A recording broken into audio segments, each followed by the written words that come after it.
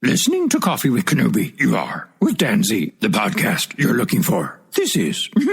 Yes. All of our readings indicate that it's bigger than an asteroid. But at least the atmosphere is breathable. Well, this is getting more unusual by the minute. I can't even lock down where in the galaxy we are, or if we are even in our own galaxy. Excuse me, who are you taking us to? The Father, of course. Of course.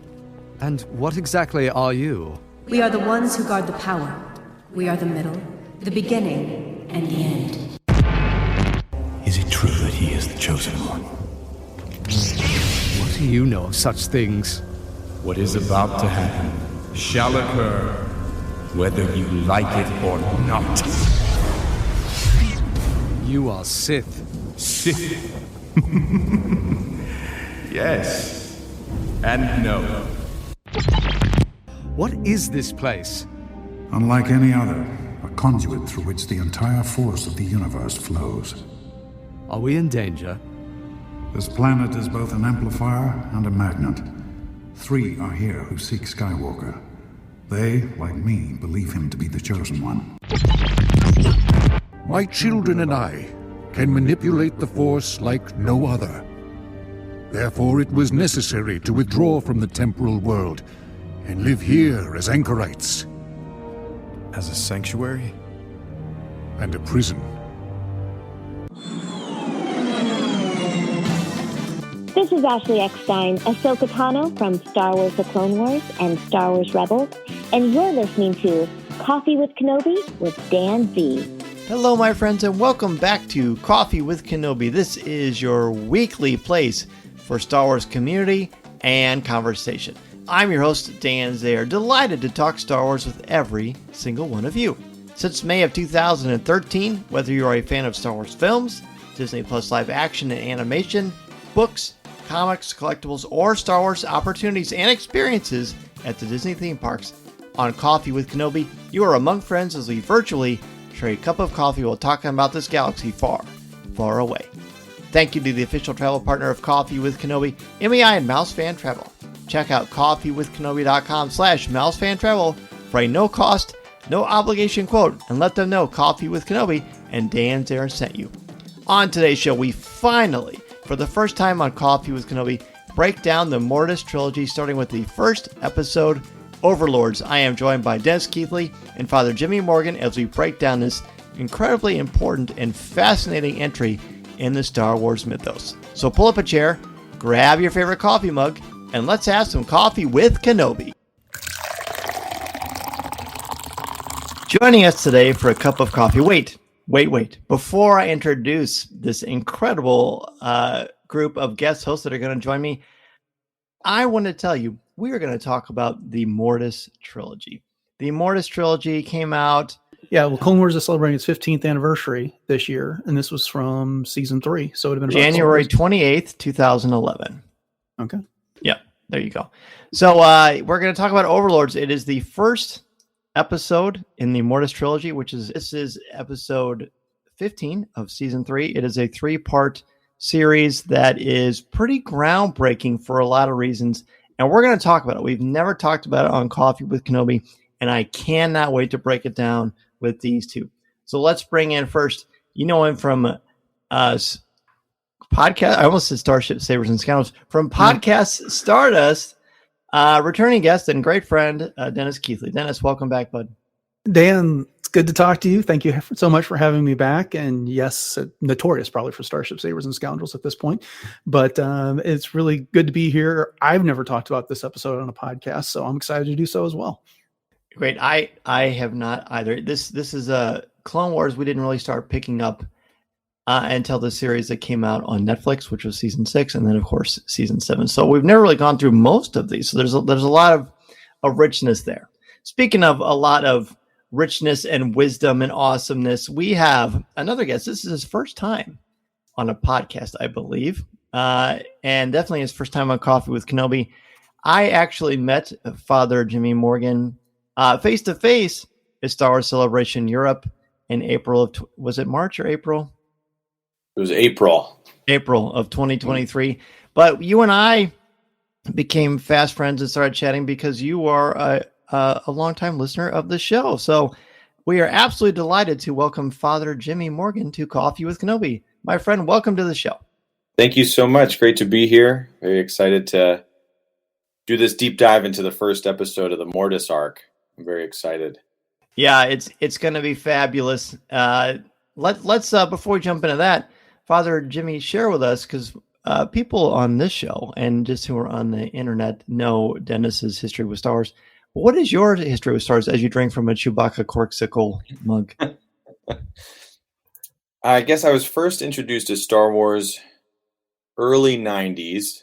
I was given for Christmas the remastered box set on VHS before the special editions came out. And I just kind of grew into it. My cousins were into Star Wars. I know lots of people might claim this, but then I think I was about the perfect age for episode 1. I was 11 years old. It was the first movie I saw on opening day. And then on top of that, I developed some really good friendships through Star Wars, and that really allowed this love of Star Wars to grow deeper than just movies I passively watch. I have 2 very close friends. Also, a Dan. You're not my first Star Wars friend named Dan. Sorry. I'll have to find a way to make peace with that. Yeah. So Dan and Josh and I became friends because we wore Star Wars shirts every day in homeroom, and the rest, it just kind of grew from there. See, and that's great. I mean, that's what this love of this galaxy far, far away is. And it brings so many people together, starts a lot of friendships, and I love that.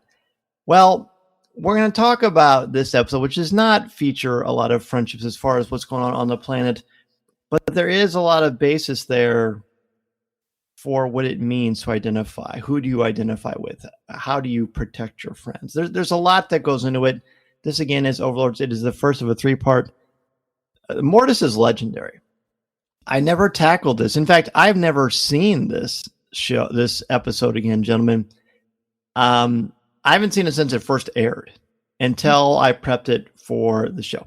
I'm one of these people that if something is really, really, really rich, I watch it or I read it and I just kind of drink it in and I just let time pass, because then when I revisit it, it feels fresh. And this felt absolutely mind blowing. Usually when we review an episode, I guess this is a review, we give one word to describe the episode and overall thoughts on it. So who would like to start? I can, if that helps you both kind of think about this. So my word I'm going to say for this is enigmatic. This is extremely puzzling episode. It's fabulous. It's very, very rich. It's dense. It has so many more questions and answers, and I feel like that is sometimes thrown around a lot. I think it's fair to say, and this is with my English teacher hat as opposed to my Star Wars fan hat, a lot of Star Wars isn't quite as deep and profound as we sometimes attribute it to be. I mean, and I don't mean that as a negative. I mean, just as an intellectually honest concept. Sometimes it's just wonderfully fun. This happens to be both. This is rich. It's full of moments that are really philosophical, spiritual, and enigmatic in nature. And I cannot wait to talk about it. I can't wait to watch again, honestly. Dennis, what about you? One word and overall thoughts on the episode. I should have known you were going to ask for one word, and I didn't prepare one, and you took the best one, I think, enigmatic. I'm going to go with complicated, and I think my reason for picking that word is because that's my relationship with this episode. When I first saw this, I had very young children, and Clone Wars was their gateway into Star Wars. And this is not one that they were really following because there weren't lightsaber battles. There weren't Jedi versus Separatists, Jedi versus battle droids and the things like that. And we watched the Clone Wars a lot when it was on. We'd record them and watch them over and over again. So this is one we skipped quite a bit. And honestly, when you're watching these with kids and you can get distracted by it, I didn't pay it as mind. I found it confusing at the time and the other 2 episodes in this. And it wasn't until Rebels was making references to this at the end of season 4 that I went back and watched it again and started to develop more of a relationship and a better understanding with these episodes and these stories. And given what we got to see at the end of Ahsoka and how that set so many wheels in motions, I've become very fascinated with this story and its implications for Star Wars at large. And upon closer examination, some of the very obvious themes and things that are happening in this episode that I just wasn't crediting it with before. But those are things that'll come up, I'm sure, over the course of our discussion. So I'll leave it there for now. Well, that is a great perspective, because this is one I had not shown this one to Mason, because he, of course, is not the same age as your boys, but he, I think it would have confused him. May have been a little scary. Quite honestly, this is often ranked as one of the more scary episodes of Star Wars and Star Wars animation. And I can see why, certainly with the son. But Father Jimmy, what about you? One word and overall thoughts on the episode? I'd say my one word is mythical, especially the three figures come across very much like Greek mythology to me. It's very full of deep symbolism. We have going over the prophecy of the One. I think it becomes very mythical in its understanding. It's not just the straightforward linear narrative, but there's a lot of myth behind it. Agreed. Well, the opening sequence, there's in Clone Wars, of course, there's always like a saying that is shared, and I've always found it interesting, like, who is the voice? I mean, do we call it a fortune cookie? Do we call it a pearl of wisdom? Do we call it an aphorism? Whatever it's called. Who was the one telling us this? Is it George Lucas? Because he did work on this. He was very instrumental in the creation of this. Is it someone in the episode itself? Who is it? Is it an unreliable or is it a reliable narrator? It seems like we can always trust it. The one here is balance is found in the one who faces his guilt. Now, it just so happens we have an expert on the show that understands a lot about this. Father Jimmy, I mean, of course, you've got a great background in this as being a man of faith and a priest.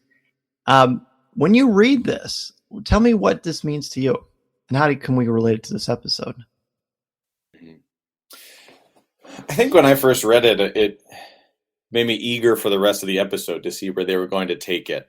And it's one of the things in Star Wars that I think can cause you to keep going back to, keep thinking more and more on. But as you mentioned, someone who may be an expert in guilt, so to speak, well, it is our past, especially our past mistakes, aren't what define us. It is something that doesn't just go away out of nowhere, but it's not what defines us. And so there's a struggle sometimes to overcome the guilt, to get rid of the guilt and move on, to move forwards. And I think a lot of that comes into play in this episode and in this whole arc as a whole. Excellent. Outstanding. Dennis, what do you think? Yeah, I think he knows better than me. And I think that was a very good description. I've meditated quite a bit over the years on past mistakes and putting them behind myself. Now, I'm not necessarily looking for balance on the force, so to speak, but there is something that I think with age and a certain amount of wisdom develops, that there's things that happened 15, 10, 5 years ago even that you can no longer have control over, and dwelling on them isn't going to change your life anymore. And so if you're looking for a substitute peace for balance, and I think those can be synonyms sometimes, that confronting that guilt is, and overcoming it is key in that regard. I love that too, but excellent. I knew you two would be perfect for this. While you were talking, I thought about this. I think the opening statement that is given for us, that balance is found in the one who faces his guilt. To me, again, English teacher hat, that's the thesis, right? That is and when I tell my students, look, a thesis statement is somewhere in the opening of your paper. It doesn't have to, but historically, typically it is. And everything in your paper, I should be able to read everything in your paper and it should point back to that main idea, that thesis statement. Everything in this episode points back to this because this is a very Anakin-centric episode. he is the one selected and elected by the Father, because we've got the Father, we've got the daughter, and we've got the Son. We've got a Trinity. We've got a triangle here. And Anakin, they want Anakin here because they think he is the one to replace the Father and help balance out. But Anakin, of course, has this incredible albatross on him, which is his guilt. His guilt for what we learn in this is the slaughter of the Tuscans. And I think for me personally, it's good for me to see that he does feel guilty about it. I think it's very, very clear in Attack of the Clones that he feels terrible about it. You know, and then when he confesses it to Padme, so to speak, he's angry, and he kind of brings up the rage again. And then I think that makes him feel at the same time angry about what happened and why he did it, but also bad at the same time. It's like this perpetual cycle. And Father Jimmy, that can be really, really hard to get out of your own way with that kind of thing. Yes, that's true. Sometimes when we have these moments of guilt in our past, it's much easier to replay it, to keep thinking, what if? Maybe if I had done this better. Anakin's probably thinking, if I had been more attuned to the Force, I could have shown up sooner and saved my mother, and then wouldn't have needed to slaughter all of these sand people. And so this cycle of what ifs can be very restricting. It can almost, in a sense, create a interior prison for someone if they don't find the way to really come to terms with what they've done in their past and how to move forward. Mm-hmm. I agree. I love that. So the interesting thing here is, first we see the daughter, okay, and the daughter is supposed to represent the light side of the Force, and we're going to only focus on this episode. Okay. First, I think it's pretty neat that in this episode, I think this was pointed out on CWK Live this week, but throughout the history of Star Wars, whenever we see a Force wielder levitating or using telekinesis to float rocks, there's something mystical about it. Well, the whole planet is full of floating rocks. Pretty interesting little subtle thing there, I think, has a lot of power behind it. But what she tells them when she shows up is really, really interesting. She talks to them about, she asks right away to Anakin, are you the one? And only he can hear it at first. They cannot, which I think is interesting because we're told this planet is a massive conduit for the Force itself. What do we think about this woman being the representation of the light side of the Force? Dennis? Well, good question. I think one of the strengths of this episode is that we kind of get these archetypes here. And if you look at them, you've got the daughter. She is capable of turning into a griffin. When later, to kind of jump ahead a little bit, when we meet the son, he's all dark and he turns into a gargoyle. And so we've got the griffin you see traditionally on things like heraldic shields and that type of work there. And it's supposed to be a representation of nobility and strength and honor and things like that, which are ideas that we regularly associate with the light side of the Force. She's got a friendly demeanor. She is very soft in looking, and I'm not saying weak, I'm saying soft in the way she's portrayed with curves, and she is not harsh on the senses, again, compared to the son later. And so I think they did a fantastic job in giving us an idea of who she's supposed to be pretty quickly in that episode. Right. We're told this planet is a massive intersection for the Force, unlike anything Obi-Wan Kenobi has ever seen. She explains to him, we are the middle, the beginning, and the end. I think it's interesting. I need to think about this a little bit more. Maybe I'll use this for grad school. But I like the fact that the daughter, who is the light side of the Force, is female. And the son, who is the dark side of the Force, which he soon poo-poos the idea of him being Sith. He is, but he isn't. Which I think is a pretty cool thing that we learn through the Bendu and other aspects of Star Wars, that, just because you're a Jedi doesn't mean you have the monopoly on the Force. As just like with the Sith don't monopolize or own the dark side, even though they think that they do. There's much more to it than that. It's really, really complicated. And obviously, Father, I don't have to tell you that Trinities are a pretty important deal. I mean, of course it is. Of course it is. But I think it's fascinating. And the notion of threes has been a really, really rich, powerful archetype throughout the history of mythology, particularly in British lore and the Celtic countries and things like that. But it's always been a really, really important thing. So this triangle is this idea of balance, the beginning and the middle and the end. I don't think of the beginning, middle, and the end as balance, but what do you guys think about that? We haven't even gotten the episode yet, and there's so many things just around this notion. Yeah, I think it's with them being the beginning, the middle, and the end. It's an interesting concept because it almost puts the Force outside of our linear experience of time. If the beginning, middle, and the end all exist in this one place. And it also kind of relates, again, jumping ahead to a line towards the end of the episode. I believe it was Obi-Wan who says the planet is the Force. Like so there's this, now granted, he's in the midst of it. Who knows exactly how in tune he is to be able to explain that the planet literally is the Force. But if it is the Force, then it would obviously have the beginning, the middle, and the end of the Force all contained within it. Right. And in that same vein, I think if, let's say the Death Star, for example, blew this planet up, would the Force be gone? I don't think so.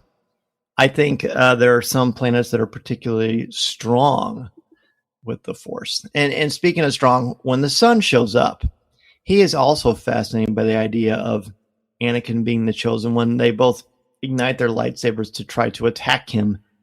And in one of my favorite scenes, he just kind of goes like this, almost annoyed, dismissively, and he makes their lightsabers retract and go back into their hilts themselves.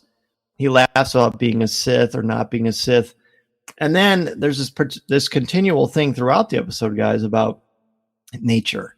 And we even see half the planet is like dying and the other half is light and healthy, but they also point out there are no animals. To me, and this is just a crazy, ridiculous thing I just thought of, maybe this planet is supposed to be a living manifestation of Anakin's inner turmoil and psyche. Maybe it is. Maybe that's kind of the great concept there. Because when he sits in front of the Father, there's a fabulous discussion. I really think it's interesting. I really think it's important. And when he goes up to the Father, for no particular reason, when he approaches him, he instantly sits in front of him cross-legged, like the Father is his master. And without even being requested to do so. Tell me what you both think about the Father. Dennis, we'll start with you. Well, you just said a whole bunch of stuff that I'd love to react to, but I'll try and control myself there and limit it to the Father. Okay. So one of the other things, by way of answering your question, that the daughter says is that they're the guardians of the power, I believe, and they don't even call it the Force yet at that point in there. And when Anakin gets to the Father, this planet has gone through a day and nighttime cycle. And when day breaks, everything comes alive. And then as night falls, everything dies. So we have creation and destruction. And so those are mirroring the two sides of the Force. And this has all happened by the time Anakin gets to the Father. And so I don't think Anakin is contemplating this the way that Obi-Wan is giving thoughtful contemplation to everything that's going on, because Anakin is much more a headstrong type of a guy. And so he's wandering up to the Father, and it is kind of alarming that he does that. He just kind of sits down at the Father's feet when later he's got his lightsaber in his face. Yeah. And that's what you typically expect out of Anakin. I don't understand what's going on. Reunite me with my friends. Who are you? How do I get out of here? That is the way he tends to operate there. But he does seem to understand that there is more to this place, and it's obvious, than meets the eye. As Qui-Gon tells Obi-Wan later, it's a conduit for the Force. And we know it's dangerous for him to be here, but they all feel the power of this place. And so perhaps that, as much as anything, is what gets Anakin to stop, take a moment, and sit down in front of this person who is in the middle of quiet contemplation, who's not threatening in any manner, hasn't even said anything to him. Are you the one? It's just, is there. Well, it's also pretty cool. We in a very short span, we see Ahsoka and Obi-Wan, and I can't remember how many times the three of them have been just together, just the three of them only on a mission in Clone Wars. But I can't imagine it's very, very often. It's just the three of them. But when the sun appears, Ahsoka and Obi-Wan get in defensive positions. Anakin puts the lightsaber blade right in front of the son, or in front of the father's eye. I mean, that's pretty violent. That's extraordinarily aggressive. And of course, it's not a threat to the father at all. His primary focus, his only focus, his myopic focus is, I need you to discover who you are. I need you to be centered. A great look. We should all be centered. We should all be able to be calm. What is it in Hamlet? Hamlet compliments Horatio, says, you are one who, in suffering, one is who suffers nothing. You are very balanced and perfectly at peace with yourself. This is what he wants from Anakin. Anakin is not currently capable, at least we don't think he's capable of doing that. But Father, what do you make of the father? I've always wanted to say that. First I thought it was interesting, before he even meets the father, he calls this space a monastery, which always invokes this sense of, regardless of which religion the monastery is from, this sense of solitude, sort of escaping from the world for that, finding balance, finding that inner sense of calm and peace. And I was really struck by, as well, the fact that Anakin shows such kind of reverence towards the father, such docility towards the father, when there's this common notion or theme understanding that part of the downfall of Anakin eventually is that he loses his father figure in Qui-Gon, and Obi-Wan isn't quite there to fill that role. Obi-Wan even says, "You were my brother. I loved you, Anakin." And yet Anakin shows the most reverence towards the father. And so I think there is this search for a father figure, and he recognizes it in the father. But then when he gets rattled by this vision of his mother that's given through the son, and this is again a little confusing with all of the names, he gets kind of rattled, and that's when that aggression comes out at him, and he lashes out at the father. Right. Again, not able to maintain that balance. It's just a great psychological thing. The Force is so complicated, and one of the reasons it's complicated is because it's not real. But another reason it's complicated is because it evolves and changes over time. Dennis, you mentioned earlier there were other things that you wanted to react to, so feel free. Oh, well, yeah, I'm not even sure where to begin on that. But, it's the planet itself. One of the things that was great about rewatching this was we've got now the lens of Rebels, and we've got the lens of Ahsoka to watch it through. And I don't know about y'all, but seeing the end of Ahsoka and watching Balin standing on a statue that looks like the father, and then having this glinting object off in the distance that now looks very much like this monastery, and then having seen at the end of Rebels that there were representations of the father, son, and daughter that led them into a portal that got into the world between worlds, which also featured in Ahsoka. And so you sit up straight when you hear Obi-Wan say things like, when they get to this planet, is like, I'm not even sure what planet we're on, or even if we're in our own galaxy, which is a line that would have washed over me every time I watched this episode prior to today. Didn't even remember anything like that was said. And so, yeah, when you were talking about the planet, it's like, well, is this a planet? Are they on Peridia, like they were at the end of Ahsoka, or because they flew into a monolith? And a lot of these are things that, as you both said, we have questions, we don't have answers here. And so it was both intriguing and a bit infuriating, if I'm being honest. Please, when I sat down with this, but to me, again, with the planet and the day and night cycle, it was just something that was fascinating. I think the first couple times I watched this episode, but it just jumped out so much of that we are looking at the balance of the Force, and you're going back to that fortune cookie that was at the beginning of the episode here. Mm. And, the father is imploring Anakin to take this test, prove he's a chosen one, because it's important to the balance of the Force. And when you got that continuous cycle of night and day, that I think just screams balance right there. It does. And I think it's pretty cool too, because if I extend that metaphor of the planet as a sort of a physical representation of Anakin's metaphorical journey, spiritual journey, nighttime is always be careful. When it's nighttime, you got to get out. You've got to get shelter. I think nighttime is Vader, really. And that's obviously very, very true. Father Jimmy, did you want to react to anything with that, or would you like to move on?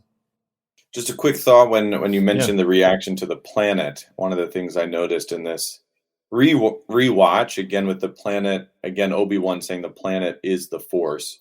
When night comes and things are starting to get destroyed and then rebuilt, I noticed quite a few of the trees, even though their sort of physical body is gone, there's this light version of them, and I immediately thought of Yoda's explanation of the Force when he says luminous beings are we, and there's always this sense, no matter what's destroyed of these trees, there's this luminous aspect of them that remains, which I just found a really interesting and cool it part is of this. It's fast. Yeah, luminous beings, are we not this crude matter? That's awesome. Yeah, so when that leads perfectly into this, what you both said, because Qui-Gon Jinn does show up, and I am of the opinion that Qui-Gon is very, very easy for Obi-Wan to see in this moment. For one thing, I won't talk about the next episode. I don't want to break my own rule, so I'll pretend like I never said that. What Qui-Gon says to Obi-Wan is unlike any other, a conduit through which the entire force of the universe flows. And the Force is, as we know, the Force is an energy field created by all living things. It surrounds us, penetrates us, binds the galaxy together. This planet is both an amplifier and it is a magnet. It is not the Force. Qui-Gon is clearly telling Obi-Wan, I know what you thought before, but no, this is an amplifier. It's a magnet. It's a conduit for the Force. So everything here is super, super strong, which is why, of course, they want him there, because Anakin's powers can be completely at their absolute, I just got a flower and I'm Super Mario peak and I can shoot fireballs, right? All we need is a little graphic of his power level when he's in that battle at the ending, which is pretty funny. This is Vanessa Marshall, and you're listening to Coffee with Kenobi.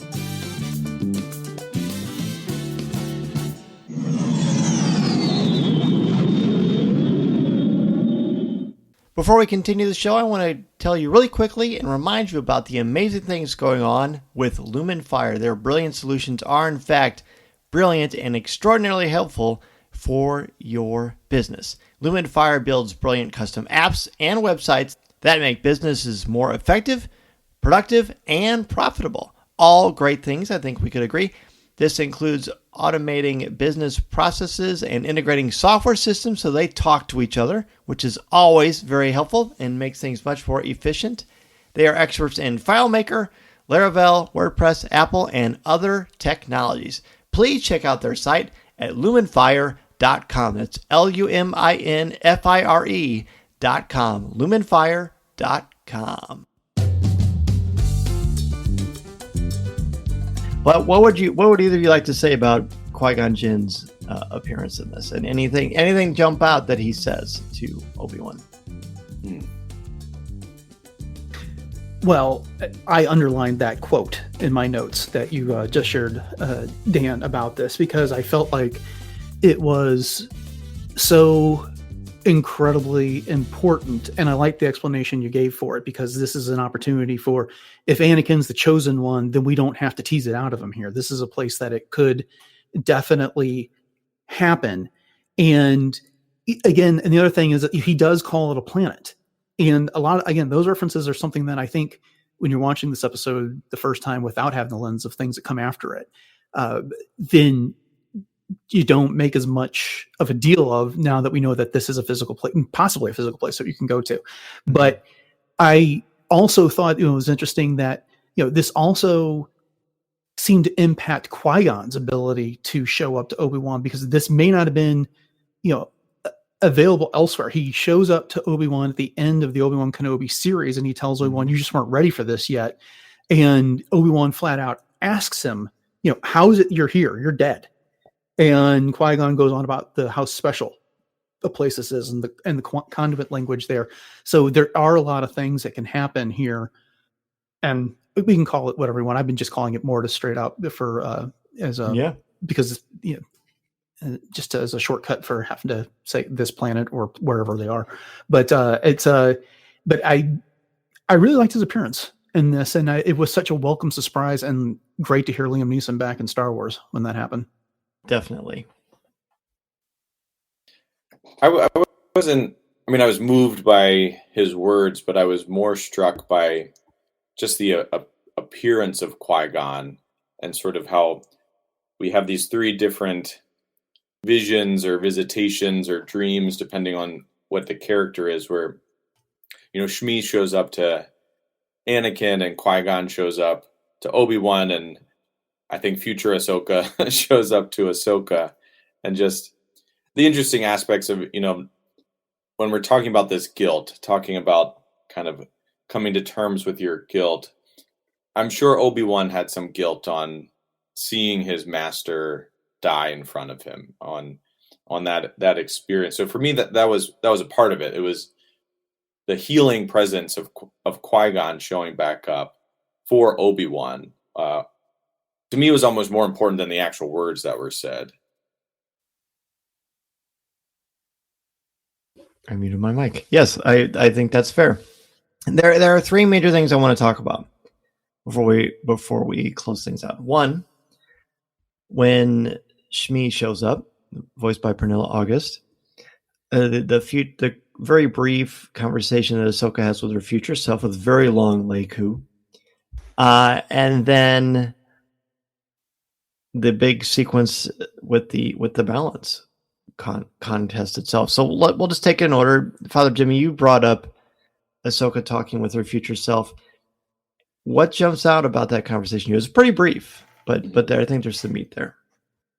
I think for me, again, this took a deeper sense of it now that we've seen Ahsoka, the series, and we've seen what she's struggling with in the future. Kind of these words of future Ahsoka really rang true. But I was also struck by the fact that she's visited by herself in the future. It seems she's most preoccupied with who she's becoming and not who she was. And it seemed to me that the future Ahsoka looked in this very idealized form, with a very long Leiku, the very kind of shapely figure. She seems very idealistic. And I think maybe being trained by someone who is considered to be the one probably puts a lot of pressure on Ahsoka for who she is going to become. I agree with a lot of that right there. Mm-hmm. I think the reference to the series Ahsoka and what she's going through there is spot on, because at this point in her life, she's a teenager. She admires Anakin. She looks up to him and has been super appreciative of everything that he's ever done for her. He's always stood by her. And now she's being told by her future self that this guy that has taught you everything that means so much to you is planted the seeds of the dark side in you. And you've got to get away from him. You got to get away from here. And how could that not be disturbing when you get a dangerous warning about someone that you so respect, love, and admire like that? So, absolutely. So there's a couple of things that she says to Ahsoka. She says, "There's a wildness to you, young one, seeds of the dark side planted by your master." If they are in fact planted, then that to me would indicate deliberate manipulation or mistrust. At least the way it's worded there, or maybe just planted not accidentally, but inconsequentially. I can't even say the word. Just by her being around him and just kind of being exposed to him. But she says, like, you will never see your future if you remain his student, because he's impetuous, and so are you. Is that? I mean, I think that's true. I think that's fair. That's why you want to surround yourself. You hope that your children are surrounded by good role models. We hope that we are good role models for family, friends, parishioners. But I think it also implies, well, it's just really complicated. What I wanted to say initially was, if that's true, if she's that easily manipulated, then she's not super strong-willed, or she doesn't have a strong sense about her. But I don't think that's fair. I think it's a fair sage warning, but I also think it's a bit of an underestimation of Ahsoka, because if this is the big thing that Ahsoka is struggling with, that we are very much expected to understand and comprehend in the Ahsoka live action series, which doesn't really exist in a narrative as presented, this gives a context. But I don't think you should have to watch an episode from 2011 to give a full season context. Besides a few things here and there, and again, I haven't rewatched all of Clone Wars in a very long time. But if this is her big struggle, that she's afraid she'll end up like her master, which here she has no idea he's going to be Vader because he hasn't been Vader yet, I think it's interesting. But I also think this vision, is it from the light side or is it from the dark side? I think it's supposed to be from the daughter, right? Okay. I would say actually the son. And that would make sense, yeah. Because it happens at night, and that is the sun's domain. And Qui-Gon has also told us that this planet, it is a conduit and it's an amplifier as much as it is a magnet. And so the sun, he shows up a bit later and tries to, we'll talk, it's one of the things you would talk about in a second, is that, he tries to poison Anakin's mind about Padme. And so he's amplifying maybe something that's in the back of Ahsoka's mind, something that's coming out of her subconscious, because she was asleep when this all started. And then she wakes up to this vision. And so for me, it seems like this is an application of something that the dark side is doing when, maybe even at Zenith, when the planet's not in balance. Yeah, I also was uncertain of how trustworthy this vision is for Ahsoka, like where it's coming from, because Anakin's vision, we get a very clear indication that that's coming from the sun, that's generated from the sun. And then Obi-Wan's interaction with Qui-Gon, I took to be legitimately Qui-Gon and not some manifestation of the planet. So I wasn't actually quite sure where Ahsoka's vision was coming from. Is it from the Force itself? Is it just from something inside of her being amplified by the planet, or was it the sun intervening? That's one of these questions that I had from the episode that I personally didn't come to a clear answer on.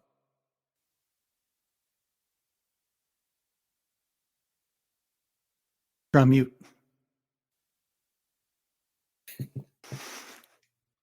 I've never podcasted before. You have to forgive me. I think it's got to be the sun, because, but it's not terrible advice. I mean, when you watch again, she's just saying be wary.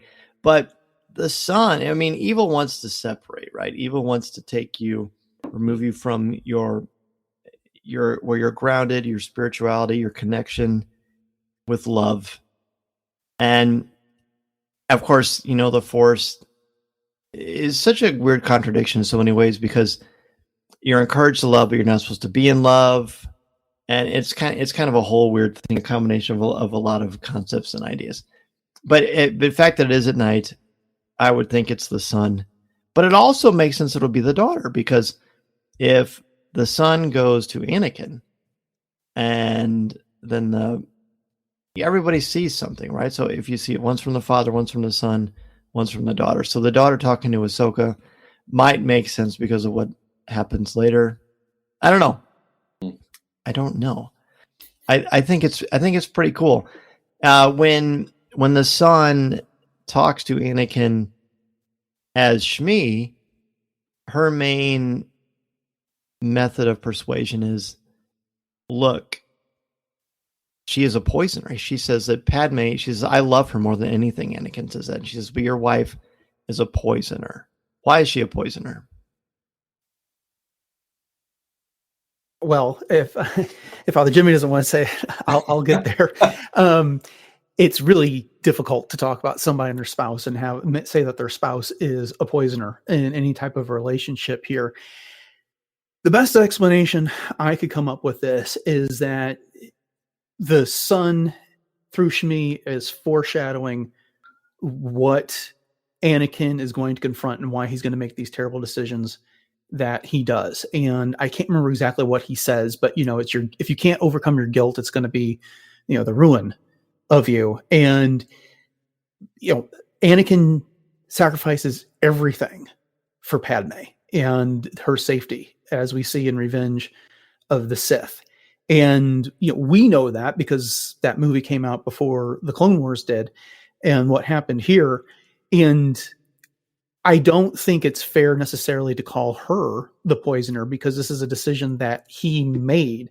But again, is the poison to blame if you take it and you do something with it, I suppose. And he willingly indulges in this and therefore, ends up committing so many atrocities later. I know that's not real artful, but no, but I think you're right on because we don't have a lot that we go by. Here's what is said. So when she said, "It's time you realize that your guilt does not define you, my son. You define your guilt." Okay, that's not bad advice. That's not. And then he says, "The only love I feel in my heart is," and I'm watching the captions, "is haunted by what would happen should I let go." And then she says, "Then it is not love; it is a prison." And that's when Anakin says, "But I have a wife. You've met her. She's everything to me." And then she says, "She's not your destiny." And he says, "But I love her." And she says, "No, she is a poisoner." So in this moment, even though I don't think that everyone is a part of this has the idea that one of the great ways the Emperor will manipulate Anakin and turn him to the Sith is by using his wife. I don't think that's the idea here. I think the son taking on the persona of Shmi is saying, "Look, I don't want you to feel guilty, because it's the devil has power to seduce and assume a pleasing shape." I'm quoting Hamlet again. But so she's going to get his trust, and then you can't keep your love about your wife because then maybe you'll want to leave the planet, right? I don't want you to worry about love and compassion and empathy for someone else. You need to kind of be selfish in a way, even though she's telling him not to be. That's actually the opposite. He says, "What are you?" And she says, "I am your fate."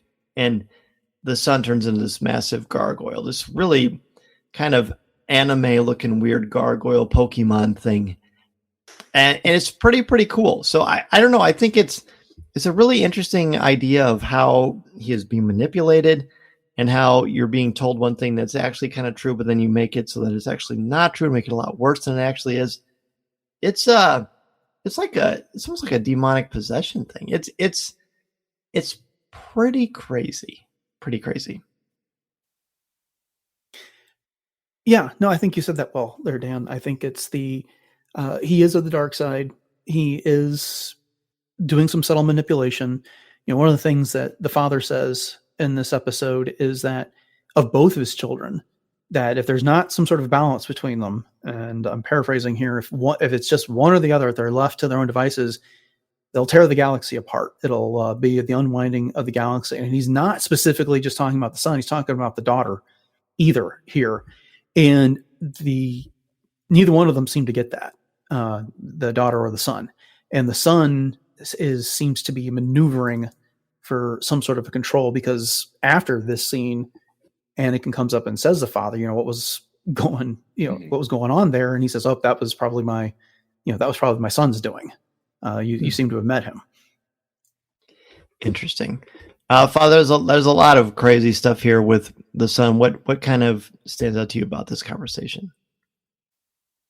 Again, the subtle manipulations and the subtle driving where the son kind of comes in with this sense of the love and the tenderness of the mother and really trying to get Anakin to give over his guilt. But it's this slow build up to this tipping point of Anakin really getting close to cracking and going and killing the father to take the place. We don't know if he'll take the place at that moment, but like we said, he puts the lightsaber millimeters from the father's face right afterwards. And I think the son touches on that kind of exposed nerve that Anakin's leading this split life because of his love for Padme. And so while it's not really a poison, I don't think Padme is really a poisoner for Anakin at all. The son is using this to say, all your hardships right now are coming because you love this woman that you're not supposed to. And this brings the anger out of Anakin that he just can't control. So he goes and puts that lightsaber back into the father's face to kind of get to the bottom of everything. Right. We could easily spend the entire episode just on this conversation. But we honestly could. But I want to talk about the end. The way that balance, the father gives Anakin a test. Look, you can save Obi-Wan, or you can save Ahsoka, but you can't save both. I feel like this happens to Spider-Man all the time. And I'm trying to remember who holds Ahsoka and who holds Obi-Wan. Do you remember? Does anybody remember? Yes, the daughter holds Ahsoka and the son holds Obi-Wan. Okay, that seems pretty apt. Well, instead of me breaking it down and saying what I think, I'd love to hear what the both of you think about this test and sort of what happens as a result. I think there's a ton of symbolism in this too, I think. Go ahead, Father Jimmy. Yeah, one of the first things that stood out was, the pleading of the two on the either side. I think Ahsoka is saying, don't give in, don't listen to him. And Obi-Wan's first thing he says is, save Ahsoka. Obi-Wan gives this sacrificial side to things that Anakin doesn't pick up on. And I mean, this is kind of some of my own interest in the psyche of Anakin and everything, is that the self-sacrificial love doesn't come into his options for any of these decisions until Return of the Jedi. And so he doesn't think about sacrificing himself to save the ones he loves. He thinks about just becoming more powerful and controlling the situation instead of, again, giving of himself. Wow. Dennis? Well, a couple observations. One of the things that's always bugged me about this scene the most is that the daughter, who's supposed to be a representation of the light side of the Force, is there ready to rip apart Ahsoka, apparently, on the father's command. If everything the father said was true, that Anakin can't save them both, and if he chose Obi-Wan, then was she going to go through with that? So there's that. But the other thing that stood out to me this time was when Anakin makes his decision on what he's going to do. It's in the middle of the day, and suddenly this big starfield shows up. And I think it's important that it was a starfield and not nighttime in this regard, which was very much more of a neutral ground, and it's supposed to reflect this balance. Because this, right after this, the father says, "You've passed the test. You are the chosen one," and it's because he managed to bring both the daughter and the son to heel, and he makes them kneel in front of them. He screams at them to kneel at the time that happens. And again, on first glance, I thought, that's just a cool effect that we had this whole starfield that Anakin drew on so much on the Force, but I think it really was supposed to be that this was a neutral path. This is him bringing both sides to bear at the same time. Fascinating. So I'm looking at the symbolism because we've got the daughter who is the griffin. That is the creature that she transforms into, and then the son is a gargoyle. So griffins, I've been looking at some things about griffins, and Father Jimmy, have you heard anything about griffins in all of your studies? Not directly in my studies, but knowing we were going to talk about this, I started to dig into it a bit more. And so griffins have this symbolism, again, as Dennis said early on, of this regal side to them, like the sign of virtue. But I think also they encompass heaven and earth, where you have an eagle and a lion together. You have the heavenly domain of the skies and the earth. And so in Christian symbolism and early Christian art, it's sometimes an image of Christ as the two, the human and the divine. And so I found that interesting with the griffin imagery in itself. Yes, there's a Hispano-Roman scholar known as Isidore of Seville. He was interested in this. We probably looked at similar things, and I know this from studying mythology as well. The lion and the eagle are both very, very majestic, very, very regal. And over time, they were considered either the symbol of the papacy or as opposed to the symbol of Christ. But, the fact of being human and divine, we're not saying that this griffin is Christ, because that's ridiculous. But it is kind of cool to see that these things are very majestic and considered beautiful. Plus the green, I like the fact that the light side, the daughter, is green, and then the son, who's the dark side, is black and red. Green has got when we see the light side on this planet, on Mortis, it's always green and beautiful and kind of very earthy and natural, and there's kind of a spiritual aesthetic to it. Plus she glows as the griffin. Either way, he is able to use the Force. He amplifies the Force because Obi-Wan tells him, this whole planet amplifies the Force. Use it, brother. So he holds out his hands and he does it. And I'm not going to say he makes it easy, but I won't say it's the hardest thing that Anakin's ever had to do. Not only does he make them release his friends, because he decides, I'm going to save everybody, but he makes them transform into their human selves and to kneel. And to the Father, that's all that he needs to see. You are the one who can create balance. You are the one who can tame the light and the dark. Now we know Anakin can't do that. But it's almost, in a way, it's almost unfair, because had Anakin not been constantly bombarded with the evil machinations of Palpatine, is the closest thing to the devil we have in Star Wars, would it have happened? I don't know. That's probably a conversation for another time. But either way, I remember when I first saw this ending sequence felt like a video game, and I thought it was a little bit cheesy. But now that I'm watching it, and now that I'm thinking about it through a mythological lens and just sort of through time, I think it's fabulous and truly, truly fascinating, because it also amplifies the tragedy of Anakin Skywalker, because in this manifestation of this balance of self and anger versus good and what that actually means, he proves that he can do it. He's more than capable of doing it. And the fact that he doesn't is just another example why he's just this terrific, tragic hero. Well said. I agree with you completely there. I'm with you, Dan. The first time I saw this, I was like, I don't get what we're doing here with this episode. Why, what we're doing with these creatures and what this has to do with Anakin's journey. But and this is one of the reasons why I was looking forward to this conversation. When you sent me the invite the other day saying, hey, we're going to talk about this first episode, I was like, fantastic, because this is the type of crowd I need to get through this discussion here. And I really like that. I think it's, and I guess it's also fascinating that, you got the father sitting behind, just kind of observing all of this and being neutral about it. He puts the test in front of Anakin, and Anakin could have easily turned around and taken everything out on him as a way of solving this, but he didn't. Instead, he went after the son and the daughter.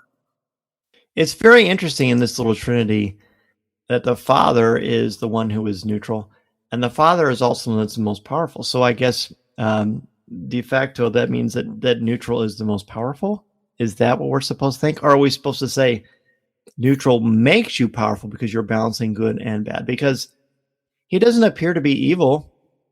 And while it appears that he doesn't appear to be good, I'm more inclined to think that he is good, because he wants there to be balance. Because he says, without me, since I am dying, middle is dying, which to me shows that the dark side is starting to slowly take over the galaxy, which we know that it is because of Palpatine and the Sith. So he wants it to be balanced, and he says, you're the only one who can control my children. So it's not only about controlling the dark side, but it's also about controlling the light side. And I think that I talked about this a lot, and I had the good fortune to write about it in the Star Wars book. The balance of the Force is a lot of things. It could mean, does it mean you're completely eradicate evil and there's only good? But then that's not really balanced. Or does it mean that evil exists so light can rise and overcome it, and take care of it that way? That's kind of a lot to digest when we're at the very, very end of the episode. What do you think as we wrap up, gentlemen? Want to weigh in on that before we give our final letter grades? Yeah, I think this whole notion of balance of the Force is one that I think it is one of my favorite aspects of it, because it continues to generate these conversations. It's not something that's cut and dry that we can just easily point to and say, oh yeah, here's what balance means. We can keep having these conversations and pull in other parts of movies and books and comics. And but in this in particular, it does seem to imply that there is this balance between the two. And it's interesting to judge whether or not how neutral we think the father is. He does put this test forward that if Anakin doesn't pass, it's going to lead to the death of at least one, if not all of them. It doesn't sound neutral. Right, right. Mm-hmm. One of the things that I've always thought is that maybe it's not appropriate to think of the light side of the Force and the dark side of the Force as necessarily the good side of the Force versus the evil side of the Force, as it opposed, if you look at like The Last Jedi, when Rey is meditating with Luke outside the cavern and she's sensing all those things that are going on Octo, and there's those visions of the porgs and the eggs hatching, and then that's the light side. And then the dark side is crushed eggs that have been destroyed by other forces of nature.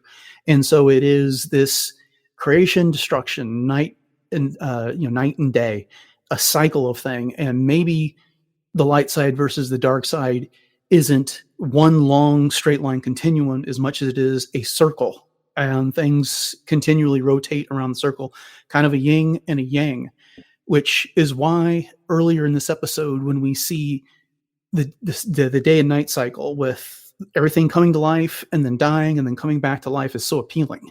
Is that the night and the light and the dark side are circulating, and they're maintaining that balance because they both wax and wane over through time.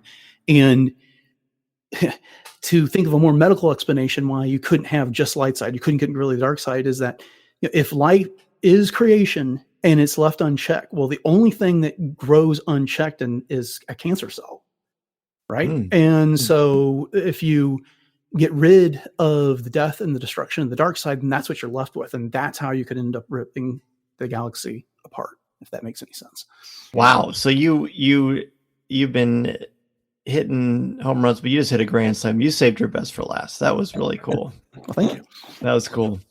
All right. So should we jump into our final thoughts and letter grades? Father Jimmy, what would you grade this episode? And any final thoughts on it? For a letter grade, I think I might have to go with A-. I like this very much. I think there's a lot to it.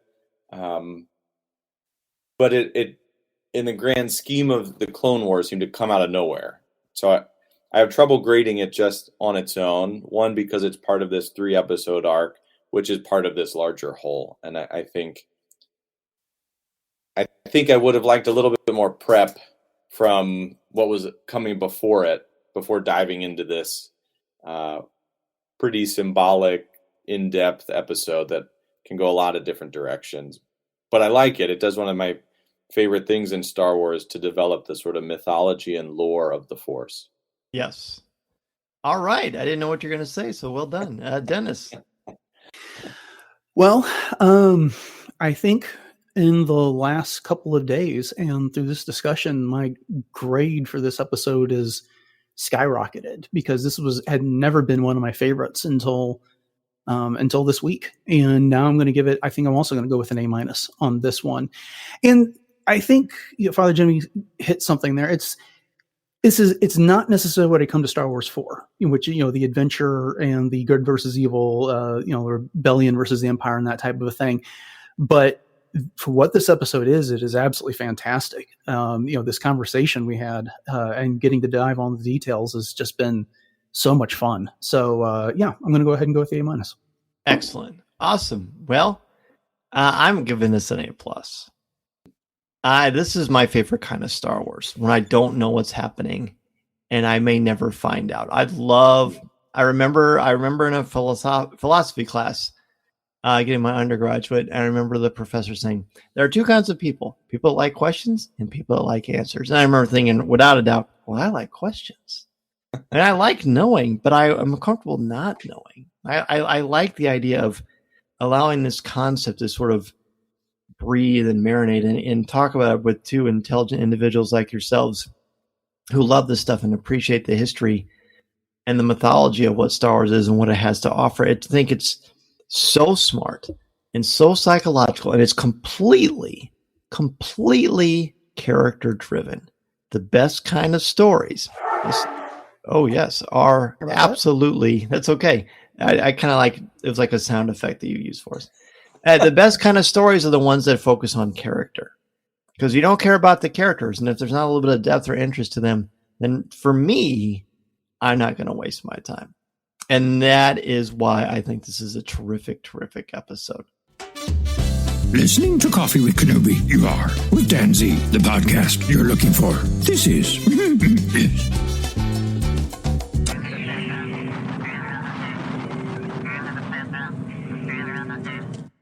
Well, thank you, sir.